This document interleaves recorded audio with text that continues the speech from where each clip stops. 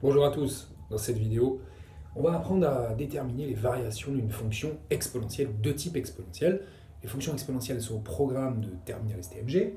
Ce sont des fonctions qui, normalement, ressemblent à ça. Hein. A puissance x, qu'on prononce exponentielle de x de base a. Mais les fonctions telles que vous pourrez les avoir dans les exercices, elles n'auront pas juste ce a puissance x, cette exponentielle de x, elles auront aussi souvent une petite constante devant. C'est pour ça qu'en fait, ce sont des fonctions de type exponentiel qui ressembleront à ça. Alors très souvent, ça va être un énoncé, c'est un énoncé où on vous parle d'un contexte, on ne balance pas une fonction comme ça, sortie de nulle part, il y a certainement un contexte. Est-ce que c'est, je ne sais pas moi, la charge ou la décharge d'une batterie? Est-ce que c'est le taux de motivation d'un élève au cours du temps? Mais bref, ça parle d'une situation concrète et on va modéliser la grandeur qu'on veut exprimer grâce à une fonction qui est de type exponentiel. Donc ça va être une fonction qui va ressembler à ça. Vous aurez une constante ici, vous aurez une constante aussi ici, qui elle sera tout le temps strictement positive, et puis vous aurez un petit x en exposant, et ce qui va vous donner une fonction exponentielle. Alors, c'est une question fréquente, ça. On vous demandera explicitement quelles sont les variations de la fonction f, ou bien montrer que f est croissante, ou bien montrer que f est décroissante, parce que je vous rappelle que les variations, c'est ça, pour une fonction, c'est savoir si la fonction elle est croissante ou décroissante. Alors, il y a plusieurs cas possibles en fait. Il faut décomposer. Quand on voit une fonction pareille, il faut décomposer et il y a un petit tableau récapitulatif qui explique bien les choses. En fait, les variations d'une telle fonction vont dépendre de deux choses. Ça va dépendre de a et ça va dépendre aussi de k. Alors ça dépend de a avec une petite valeur limite qui est a égale 1.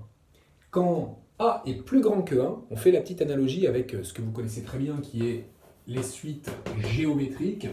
Voilà, un égale u0 fois q puissance n, ça ressemble beaucoup, bah oui c'est la même chose en fait, ça c'est la version fonction, la version continue de ça qui est la version suite, c'est-à-dire la version discret, pour employer des termes un peu techniques. Mais c'est la même chose, c'est similaire, et vous savez très bien que quand on a q ici, qui est une raison, quand la raison est supérieure à 1, c'est que c'est un truc qui est en train d'augmenter, et quand la raison elle est inférieure à 1, c'est en train de diminuer. C'est lié au coefficient multiplicateur, tout ça. Un coefficient multiplicateur qui est supérieur à 1, ça augmente. Un coefficient multiplicateur inférieur à 1, ça diminue. Donc même chose ici, en fait, ce a, c'est quand il va être plus grand que 1 que ça va augmenter, et c'est quand il va être plus petit que 1 que ça va augmenter. Mais alors attention, parce qu'il y a aussi le petit k qui joue là-dedans. C'est-à-dire que si votre petit k qui est devant, il est positif, bon ben là tout va bien, vous avez un petit k positif, regardez, c'est là. Et puis, tiens, je vais commencer par le cas où a est inférieur à 1. On est vraiment en présence d'une situation qui fait penser aux suites géométriques avec un coefficient multiplicateur, la raison qui est inférieure à 1, donc ça diminue, donc là on va avoir une fonction décroissante. Et puis par contre, quand on va avoir un a qui est supérieur à 1, raison supérieure à 1, on se rappelle pour les suites géométriques, là ça va augmenter. Donc voilà ce que ça va donner pour la fonction f, quand elle ressemble à ça, que c'est une fonction de type exponentiel, et qu'on a un petit k positif, c'est-à-dire là cette valeur, c'est un nombre positif, et que a est négatif, pardon, que a est inférieur à 1, on va dire que la fonction est décroissante, et quand a est supérieur à 1, on va dire que la fonction est croissante. Mais alors attention, quand k est négatif, parce que ça peut se produire aussi, qu'est-ce qu'il faut faire? Exactement l'inverse. C'est-à-dire que là, on aura une flèche qui monte, la fonction est croissante, et puis là, on aura une flèche qui descend, la fonction est décroissante. Comment on applique ça concrètement? S'il y a une situation où vraiment, notre exercice, c'est, tiens, on vous donne une fonction, voilà, il n'y a plus de k, il n'y a plus de a, il y a vraiment des nombres. Par exemple, 180 fois 1,2 puissance x, qui se prononce en fait exponentielle de x de base 1,2. Comment ça se rédige? Comment on fait? Qu'est-ce qui se passe? On a compris qu'il s'agissait d'aller bien repérer les valeurs de k et de a. Donc qu'est-ce qu'on fait? On va les donner, ces valeurs de k et de a. On va dire ici, bon, ok, on a k ici qui vaut 180. On écrit ce qui est important pour ce k, ce qui est important, c'est d'avoir repéré que c'est bien positif. On écrit aussi qu'on a bien repéré la valeur de a. Et que a ici, ça vaut 1,2, et que 1,2, pardon, n'importe quoi, un demi, et que 1,2, c'est pas que c'est positif, c'est que c'est supérieur à 1. Alors avec ces deux petites vérifications, je sais que je suis dans cette case de mon tableau, je sais que je suis en présence d'une fonction f qui va être strictement croissante. J'écris donc f est strictement croissante, ou bien croissante tout court. Croissant, je peux l'écrire comme ça. Okay. Et je précise quand même sur l'intervalle sur lequel je travaille, qui est l'intervalle 0 plus l'infini. Voilà comment ça se rédige, c'est tout. Ce qui est important, c'est vraiment d'aller repérer la valeur de K, la valeur de A, et de se dire, ok, je suis dans quelle case de mon tableau? Ce qui est important pour petit a, c'est est-ce que c'est plus grand ou plus petit que 1? Et ce qui est important pour petit k, c'est est-ce que c'est positif ou est-ce que c'est négatif? Allez, j'en donne une autre. Regardez, si je vous donne cette fois g de x égale moins 17 fois 0,82 puissance x, que je prononce exponentielle de x, et qu'on me demande les variations, bah j'ai bien analysé que le moins 17, c'était le petit k, il est inférieur à 0. J'ai bien analysé que le 0,82, c'est le petit a, il est inférieur à 1. Qu'est-ce que j'en déduis? Eh ben, je suis dans quelle case de mon tableau ici? Attendez, j'ai un petit k qui est négatif, je suis là, ok, cette ligne-là. J'ai un petit a qui est inférieur à 1, je suis là. Ben, j'ai encore une fonction croissante. Je vais dire que f est croissante sur l'intervalle 0 plus l'infini. Voilà.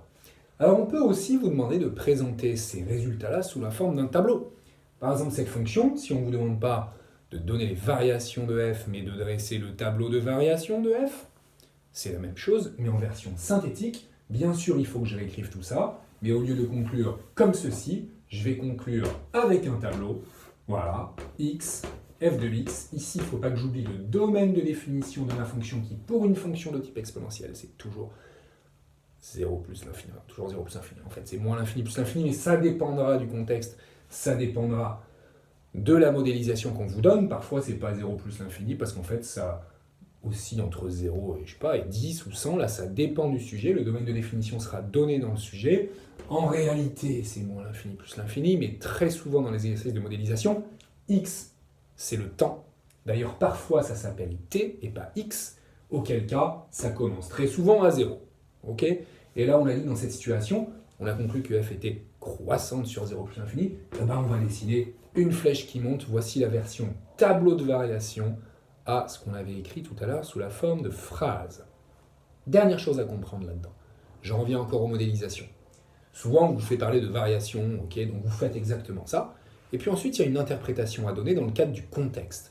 Le contexte, comme je l'ai dit souvent, c'est par exemple, je ne sais pas, je donne l'exemple d'une batterie qui se décharge, et en fait, cette fonction va modéliser, alors là, ce serait plutôt ça, une batterie qui se décharge, hein, pour que ce soit décroissant. Donc là, on aurait justement, si je prends cet exemple-là, 17 qui est positif, 0,82 qui est inférieur à 1, donc on va avoir une flèche qui descend, la fonction est strictement décroissante sur 0 plus l'infini. Et alors, comment interpréter ça dans le contexte?